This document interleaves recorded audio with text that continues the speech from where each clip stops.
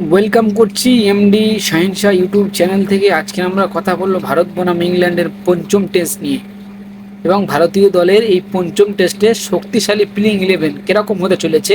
আজকে আমরা এই নিয়ে কথা বলবো। চলুন ভিডিওটি শুরু করা যাক। শুরু করার আগে একটি অনুরোধ, আপনারা যদি আমার চ্যানেলে নতুন হয়ে থাকেন তাহলে চ্যানেলকে সাবস্ক্রাইব করবেন এবং ভিডিওটি ভালো লাগলে লাইক কমেন্ট শেয়ার করবেন। চলুন ভিডিওটি শুরু করা যাক। প্রথমে আপনাদেরকে জানিয়ে দিই, এই পঞ্চম টেস্টটা খুবই গুরুত্বপূর্ণ, খুবই ইম্পর্টেন্ট হতে চলেছে।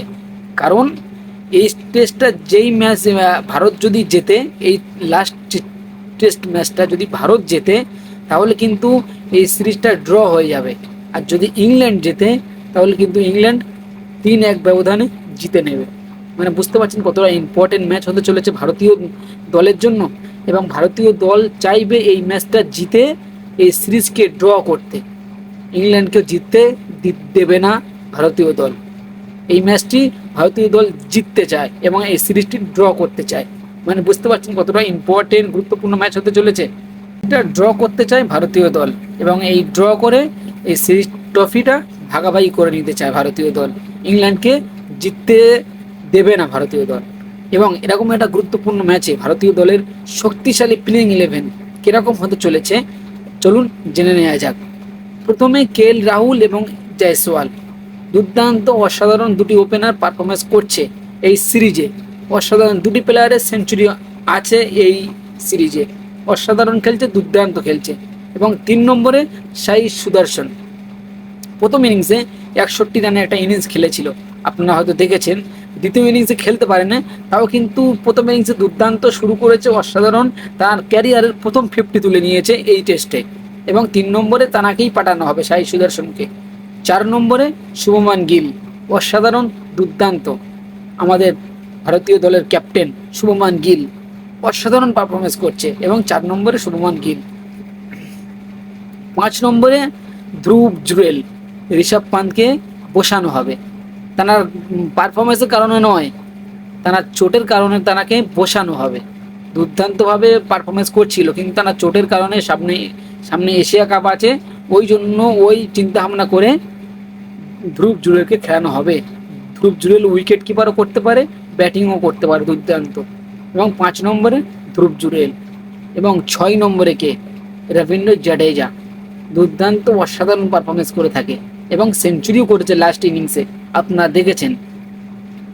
7 নম্বরে ওয়াশিংটন সুন্দর, ইনিও সেঞ্চুরি করেছে লাস্ট ইনিংসে, দুর্দান্ত অসাধারণ। এবং 8 নম্বরে কুলদীপ যাদব নাকি আকাশদীপ, এটি একটা বড় প্রশ্ন উঠছে। আকাশদীপ খেলবে নাকি কুলদীপ যাদব খেলবে? আমার তো মনে হয় আকাশদীপকে খেলানো উচিত। আমি এই প্লেইং ইলেভেনে রাখছি আকাশদীপকে 8 নম্বরে। এবং 9 নম্বরে জসপ্রীত বুমরা এই ম্যাচটি খেলবে না। ইতিমধ্যে খবর উঠে আসছে জসপ্রীত বুমরা এই ম্যাচটি খেলবে না। তাহলে কে খেলবে? জসপ্রীত বুমরার বদলে কে খেলবে? আকাশদীপ নাকি আনসুল কুম্বুজ, কে খেলবে? আমার তো মনে হয় আনসুল কুম্বুজকে রাখা হবে 9 নম্বরে। এবং 10 নম্বরে মোহাম্মদ সিরাজ, দুর্দান্তভাবে খেলে থাকে, অসাধারণ বোলিং করে থাকে। এবং লাস্ট 11 নম্বরে কুলদীপ যাদব খেলবে নাকি শার্দুল ঠাকুর খেলবে, এটাই আমি আপনাদের কাছে রেখে গেলাম। আপনারাই বলবেন কুলদীপ যাদব খেলবে নাকি শার্দুল ঠাকুর খেলবে। আমার তো মনে হয় শার্দুল ঠাকুরকে খেলানো হবে, কারণ ভারতীয় দলে ব্যাটিংয়ের দিক থেকে বেশি চাপ দিচ্ছে এবং শার্দুল ঠাকুরকে খেলানো হবে এবং 7 নম্বরে বা 8 নম্বরে ব্যাটিংও করানো হবে। কুলদীপ যাদবকে বসানো হবে আমার মনে হচ্ছে।